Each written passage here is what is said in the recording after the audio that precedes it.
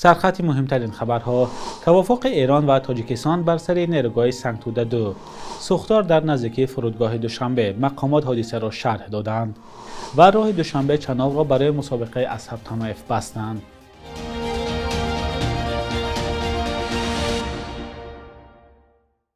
سلام بینندگان عزیز، هفته نو را برای شما شاد باش میگویم. برنامه نویدی بامدادی است با تازه ترین خبرهای تاجیکستان و جهان. امروز 20 اکتبر سال 2025 است. تاجیکستان و ایران به توافق رسیدند که مهلت بازگردانی سرمایه نیروگاه سنگتوده 2 را تا 6 سال دیگر به تأخیر گذارند. طبق توافق اول، تاجیکستان باید تا ماه اوگوست سال 2026 مبلغ بنیادی نیروگاه سنگتوده را به ایران برمیگرداند و بعدا این نیروگاه مال تاجیکستان میشد. اما بر اساس سازش نو، مهلت بازگردانی خراجات ساختن سنگتوده 2 تا آخر سال 2032 به تأخیر گذاشته شد. برای ساختن نیروگاه سنگتوده 2 256 میلیون دلار صرف شده است که 180 میلیون از جانب ایران، 40 میلیون دلارش از جانب تاجیکستان و 36 میلیون دلارش از جانب شرکت ایرانی سنگاب پرداخت شده است. ساختمان نیروگاه برقیابی سنگتوده 2 سال 2006 آغاز شده. چرخه اولی آن در سال 2011 به کار درآمده بود. نمایندگان این نیروگاه سالهای گذشته از آن شکایت داشتند که شرکت برق تاجیک مبلغی استفاده برق را سری وقت پرداخت نمی‌کند. مقامات تاجیکستان پیشتر با روسیه نیز بر سر بازگردانی قرض سنگتوده 1 چنین توافق کرده بودند. بر اساس تغییرات‌های نو در سازشنامه میان دوشنبه و مسکو، نیروگاه سنگتوده 1 در چند سال آینده 297 میلیون دلار قرض برق تاجیک را بخشیده نیست. در برابر چنین سبکی‌ها در سازشنامه تاکید شده است که مهلت استفاده نیروگاه از سوی روسیه 15 سال دیگر، یعنی تا سال 2048 تمدید می‌گردد. کرامت الله میرزا، نویسنده خلقی تاجیکستان، شام 20 اکتبر در 83 سالگی درگذشت. همکارانش در فیسبوک این خبر را نشر کرده، اما درباره سبب‌های مرگ کرامت الله میرزا چیزی نگفتند. کرامت الله میرزا برنده جایزه دولتی به نام رودکی بود و اثرهای زیادی انشا کرده است. معروف‌ترین آثار او کتاب‌های در آرزوی پدر و مرگ بیگناه است که از روی هر دوی آنها فیلم تهیه شده است. مقامات تاجیکستان سوختار در نزدیکی فرودگاه دوشنبه را شرح دادند. شام 19 اکتبر دود سیاهی از نزدیکی فرودگاه به فضا پیچید و بعضی ساکنان پایتخت را نگران کرد. خدمات سوختار نشانی در شرح رسمی حادثه گفت سوختار ساعت 16:11 در کارگاه پلاستیک برای شرکت سازمان در کوچه احمدی دانش رخ داده است. به قبل منبع به جای حادثه 11 ماشین سوختار نشانی و 3 نقلیاتی آبکش سفربر شده. آتش ساعت 17:44 خاموش کرده شد. مقامات سبب‌های سر زدن سوختار در این کارگاه را نگفتند و حجم ضرر هم معلوم نیست. سالانه بر اثر سر زدن سوختار و شهروندان و کارخانه‌های کشور میلیون‌ها سامانه ضرر می‌رسد. روز 19 اکتبر برای گذراندن مسابقه ماشینرانی اصحاب طمایف، یک بلاگر چچن تبار یک قسمت راه دوشنبه چناق چند مدت بسته شد. خبرگزاری از اپلوس از قبل شرکت ایرس نوشته است بیش از 5 کیلومتر راه دوشنبه چناق در حدود کوله دوشنبه برای مسابقه ماشینرانی اصحاب طمایف بسته شد. نوار این مسابقه به شبکه‌های اجتماعی راه یافت و دیده می شود که آدمان زیادی جمع شدند، در حالی که مقامات تاجیکستان قبلا چندین نفر را برای تشکیل پایگاه یا مسابقه ماشینرانی بازداشت و جریمه کرده بودند. معلوم نیست که هدف از برگزاری این گونه مسابقه با حضور بلاگر چچن تبار چیست. همچنین نوارهای به شبکه‌های اجتماعی راه یافت که در آن دیده می شود در وقت نمایش ماشینرانی اصحاب طمایف در یک میدان کرسی‌های برای مخلصان آماده شده چپه شده، چندین نفر از بلندی به زمین می‌افتند. هنوز معلوم نیست که در این حادثه چند کس ضرر دیده است. اصحاب طمایف بلاگر شناخته چچن تبار است که قبلا نیز در چند کشور آسیای مرکزی و روسیه سبقت‌های ماشینرانی تشکیل کرده است. اسرائیل روز یکشنبه 19 اکتبر در پاسخ به کشته شدن 2 سربازش به چندین مکان در نوار غزه حمله هوایی انجام داد. مقامات اسرائیل گفتند پس از استفاده یک موشک ضد تانکی و تیراندازی جنگجویان به نیروهای اسرائیلی در رفح، 2 سرباز این کشور کشته شدند.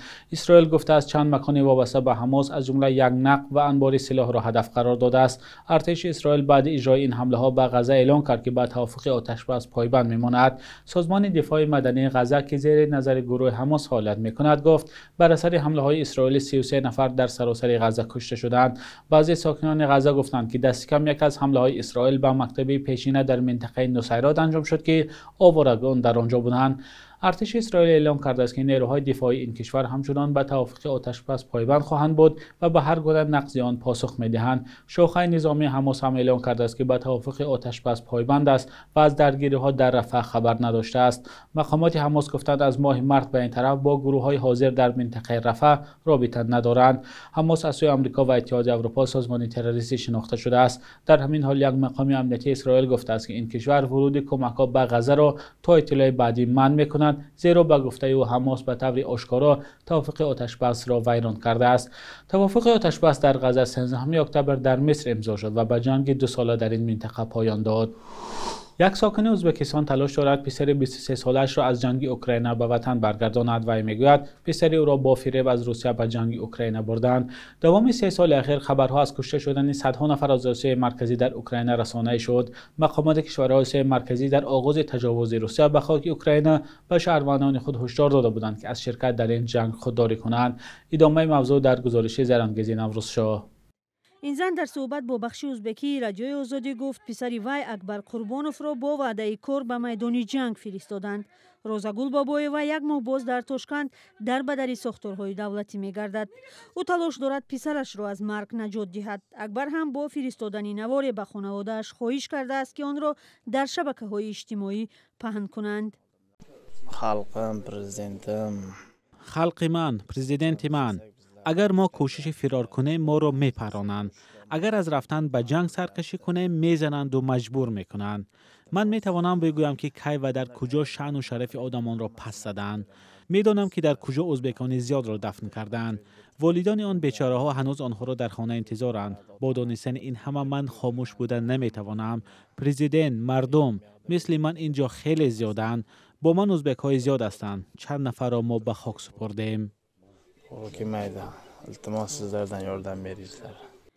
به نقل مادر اکبر تابستان سال گذشته به تاتارستان رفت و در کارخانه کماس کار میکرد. به او نفر با نام سرگئی زنگ زده در رستاو لبیدان کار پیشنهاد کرد.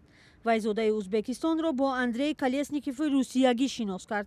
بابایова میگوید اندری اکبر را به کمیسریات حربی برده به امضای قراردادی رفتن به جنگ مجبور کرده است. با پسرم تلفنی صحبت کردم. وی میگوید که به آنها آب نمیدهند. آنها نمی نوشند، نمیشینند، نمیخوابند. باقی مانده خوراک دیگران را میخورند. محترم وزیر کارهای خارجی، شما به کجا مینگرید؟ چرا برای برگرداندن پسرم کمک نمیکنید؟ من به تمام نهادهای ازبکستان مراجعت کردم. به من نامه در کار نیست. من پسرم را میخواهم. بچه مرا برگردانید.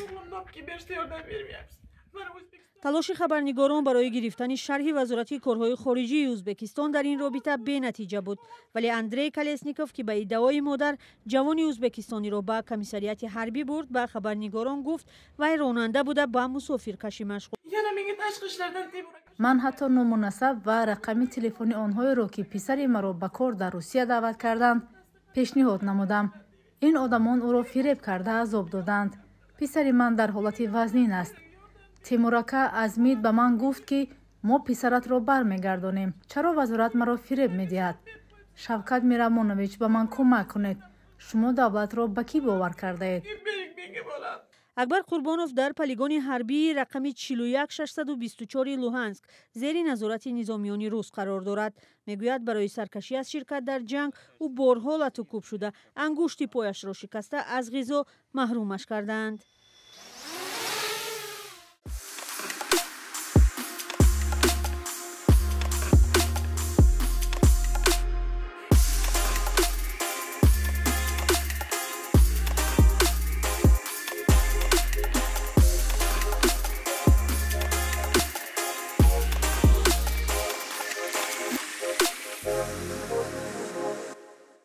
حکومت طالبان میگوید که هیئت‌های افغانستان و پاکستان در قطر بر سر آتشبس کامل و معنادار به توافق رسیدند. ذبیح الله مجاهد سخنگوی حکومت طالبان در شبکه ایکس نوشت دو طرف توافق کردند که هیچ گونه اقدام دشمنانه علیه یکدیگر انجام ندهند و از گروه‌های مخالف حکومت پاکستان حمایت نکنند. تنش میان پاکستان و افغانستان پس از آن بالا گرفت که نیروهای پاکستانی روز 9 اکتبر با هدف نابود کردن اعضای بلندپایه طالبان پاکستان به کابل حمله هوایی انجام دادند. بعد این چند روز نیروهای مرزبانی طالبان و پاکستان با هم درگیر شدند. دو طرف از 10 کشته خبر دادند. بخش یک روز تاریخ است که مهمترین تحولات تاریخی در روز 20 اکتبر را فرا می‌گیرد.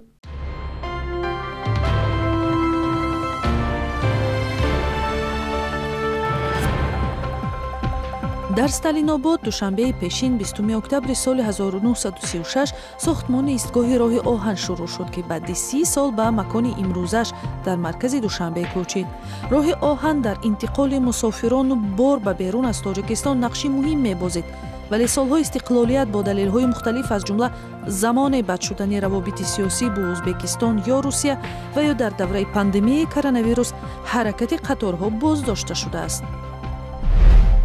20 октябри соли 2015 баъди 95 соли қатли шоири тоҷик Нақибхон Туғрали Аҳрорӣ дар ноҳияи Айнӣ мақбараву пайкараи ифтихории ӯ гузошта шуд.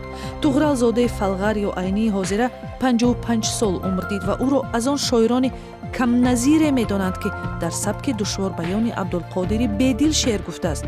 ӯ ки инқилоби болшевикиро хуб қабул карду барои муқобила бо мухолифони ин режим баланд шуд, худ қурбони тӯҳмате гашту соли 1920 аз тарафи аскарони сурх ба қатл расид. додгоҳи олии Тоҷикистон ӯро баъди 40 соли маргаш сафед кард ва ба нашри мероси адабии ӯ иҷоза дод. октябри соли 2011 албоми ганҷинаи мусиқии тоҷикӣ нашр шуд, ки беҳтарин намунаҳои оҳангҳои классикии шашмақом ва таронаҳои мардумиву касбии тоҷикро муаррифӣ намуд. китоб ва албоми сохтаи Бунёди Айнӣ осори ҳунармандони маъруф аз қабили Акашариф Ҷураев, Маъруф Хоҷа Баҳодуров, Барно Исҳоқ ва Одина Ҳошим, Зафар Нозимов, Ҷурабек Муродов, Фирӯз Баҳор, Зиёдулло Шаҳидӣ ва дигарҳоро гирдоварӣ кардааст. صبح امروز در بانک تجارتی تاجیکستان 1000 روبل روسیه به 111 سامانی برابر از 100 دلار آمریکایی باشد تا 915 سامانی ارزش دارد. خوربی رسمی بانک ملی تاجیکستان برای 20 اکتبر چنین تعیین شده است.